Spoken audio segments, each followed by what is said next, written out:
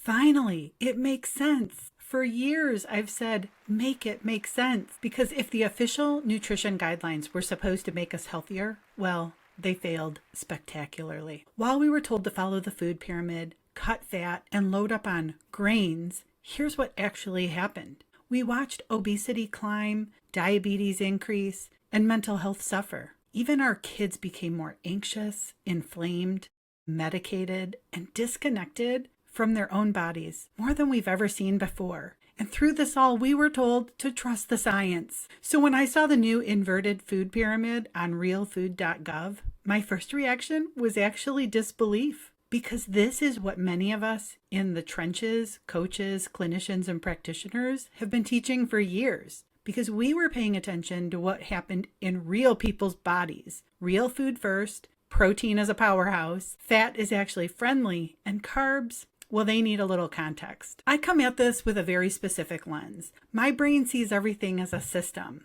It's those 25 years I spent in information technology, building some of the largest networks in the world. So I spot patterns and systems quickly. And when something isn't working at scale, I don't blame the people. I question the framework. You see, I was diagnosed with prediabetes at age 36 and a whole host of other health issues that I've talked about in other videos. And I was eating what I thought was a healthy diet, mostly vegetarian, but very carb heavy, processed, and fast foods mixed in. A lifestyle that looked normal in modern America for a working mom. My diagnosis was my wake-up call, and around that same time, so roughly between 2008 and 2012, I started working with my first clients, and I saw the same pattern over and over again. People following the guidelines, thinking they were eating healthy, but getting progressively sicker until we changed their diet. And this was even before MyPlate, which I disagreed with from day one. Since then, I've coached and I've taught thousands of people, and the more I've seen, the more certain that I've become. Fat, fiber, and protein are the basis of a healthy diet. Unrestricted grains at every meal do not work for most people, especially as we age. So today I want to walk through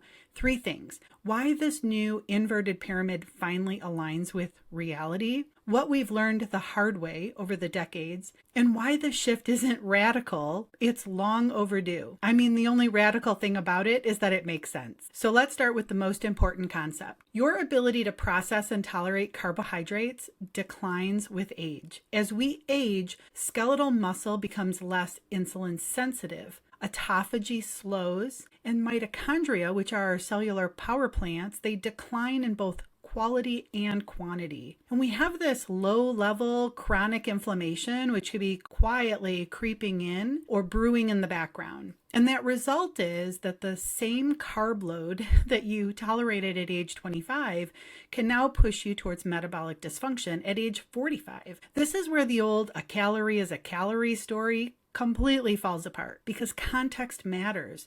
If you're young, highly active, building muscle, and metabolically flexible, you can generally handle more carbohydrate. If you're older, more sedentary, stressed, inflamed, or already insulin resistant, a high carb, grain heavy diet is like pouring gasoline on a smoldering fire. And that nuance was never taught. We were handed one template and told it applied to everyone at every age, under every condition. And that mistake has been incredibly expensive. I believe why we're seeing the amount of insulin resistance skyrocket is because we have impaired glucose tolerance due to the amount of carbs that were pushed in the former food pyramid. A diet that was based on grains, making grains the foundation of our plate with 6 to 11 servings a day, wasn't just bad advice. It really was a systemic failure. To understand how we got here, we have to zoom out because none of this happened by accident. The U.S. Dietary Guidelines were never purely neutral. They evolved inside a political and economic system where industry influence, lobbying, and selective science plays a huge role. This is why I hate the saying, trust the science, when the science has been made to fit political and economic narratives. The traditional food pyramid wasn't just a little off. It was built inside a framework where commercial interests routinely overrode biological reality. You know, the sugar industry dollars just flowed to prestigious institutions like Harvard to fund research that shifted the blame for heart disease away from sugar and towards fat. Agricultural policies and grain surpluses shaped how many grain servings were recommended, more than what human metabolism actually needed. And conflicts of interest at major organizations meant that the very groups writing the guidelines were financially entangled with the industries that they were supposed to regulate. So what we're seeing now with realfood.gov and the inverted pyramid is not just a cosmetic redesign, it's a public admission, whether or not anyone wants to use those exact words, that the old framework failed and that the science around metabolism, protein, fat, and processed foods can no longer be ignored. That matters because when people ask, why should we trust the new pyramid? Well, my answer is always, don't trust anything blindly. Ask a better question. Does this match what actually works in real bodies, in real life? Let's talk about fat. Fat is still one of the most misunderstood topics in nutrition. Healthy fats are not highly processed, chemically extracted industrial seed oils. They're not hydrogenated, shelf-stable frankenfats. Healthy fats are the fats that exist in real food. The fat in meat and fish and eggs and dairy. The fat in olives and avocados and nuts and seeds. For decades, saturated fat was painted as the villain. I still hear this from my students today. Kids telling me that saturated fat is bad. But think about how humans have actually eaten, especially in colder climates. In winter and in traditional cultures, higher fat foods were survival foods. Meat, cheese, fish, lard, duck fat, butter. These aren't guilty pleasures, these are staples. In my own kitchen, I cook with lard.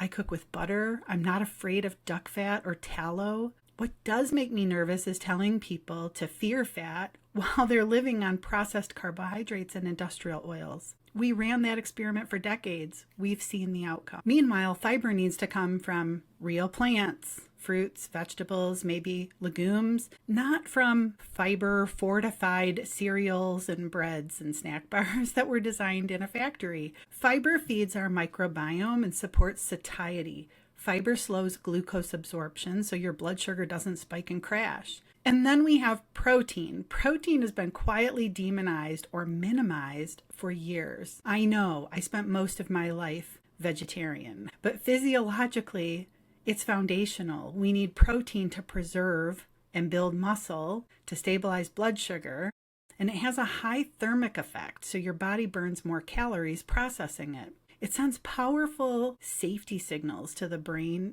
and the nervous system. When protein is adequate, a funny thing happens. Cravings get quieter and you're not foraging through the pantry at 10 p.m. You're less reactive around food. I mean, who really overeats ground beef? This is one reason that the inverted pyramid with protein and real fats restored to a place of prominence feels so different and so sane for those of us who've been paying attention. Of course, not everyone is cheering. The American Heart Association has already voiced strong concerns about the new guidelines, especially around fat and salt, warning people about heart disease risk. But when you look at their historical record, that fear-based response conveniently ignores how we got here. We now know that decades ago, the sugar industry paid researchers to public work that framed saturated fat and cholesterol as the main culprits in heart disease, while downplaying sugar's role. That research shaped policy and textbooks and public messaging for generations. Fat became the enemy and sugar largely got a pass. And processed food companies had a field day creating low-fat, high-sugar products that could wear these health halos that I've talked about in other videos. We're still living with the consequences of that narrative. Now let me share with you another piece that's personal for me, and that's blood pressure and the number of people that now deal with high blood pressure because of all of the faulty guidance we were given. When I was diagnosed with high blood pressure, everyone started telling me to reduce my sodium intake. So I ran a mineral analysis, and guess what? My sodium is extremely low, as well as my potassium. So I dug deeper into the research and into my own labs and symptoms, and a different picture emerged. For many people, hypertension is not a too much salt issue. It is an electrolyte imbalance and a vascular problem, but what we may find with someone with hypertension is low sodium, low potassium, low magnesium, inadequate sodium relative to their amount of stress, sweating, or their hormones, chronic insulin resistance, damaging the lining of blood vessels, inflammation and oxidative stress, hammering the endothelium and the inner layer of the vascular system. This is where the work of Dr. Mark Houston is so powerful because he reframes hypertension. It's definitely not a salt disease, but more as a disease of the endothelium. Your vascular system, the entire network of blood vessels, actually outweighs more than your heart itself. When it's inflamed, insulin resistant, and nutrient depleted, blood pressure goes up. So what matters then? Reducing salt? No, not for me. Optimizing protein, supporting omega-3 intake, hitting adequate amounts of potassium and magnesium, reducing all ultra-processed foods, and moving my body regularly. See, again, context matters here more than slogans and misplaced dogma. So will there be fear with this new food pyramid? Oh, most likely. I tend to see people in my classes who still fear fat. They fear salt, they fear protein, especially in this modern day push for veganism. But let's just review where we've been and the outcomes that it produced. Like telling people to eat 6 to 11 servings of grains a day while we saw increased diabetes and now the resulting insulin resistance, metabolic disorders, and high blood pressure for so many people in my generation. Demonizing fat and being part of the low-fat movement, which has now resulted in brain fog, cognition, and mental health issues, and decades of fortified foods where fiber was stripped out that clearly did not produce the promised outcomes. From where I sit, the inverted pyramid finally makes some sense. It's closer to biological reality, protein as a foundation, not as an afterthought, real fats restored to their rightful place, and fruits and vegetables as primary fiber and micronutrient sources. Carbohydrates need to be contextualized, not banned, but not worshiped. They need to be put into context with a minimal amount that is matched to a person's age, activity level, and definitely their metabolic health. Ultra-processed foods are finally being called out on realfood.gov. Instead of quietly tucking them into healthy categories, we're going to start calling them out. I think what I find so radical is that this actually makes sense. And in my 17 years of coaching, I was hard-pressed to find any government guidelines that made sense. The guidelines failed us. They failed millions of people. Those of us who trusted the official pyramid, that it reflected the best of nutritional science instead of a tug-of-war between health and profit. And now we're finally seeing a course correction. And my hope is that we use this moment to teach people how to think about food, not just what to eat.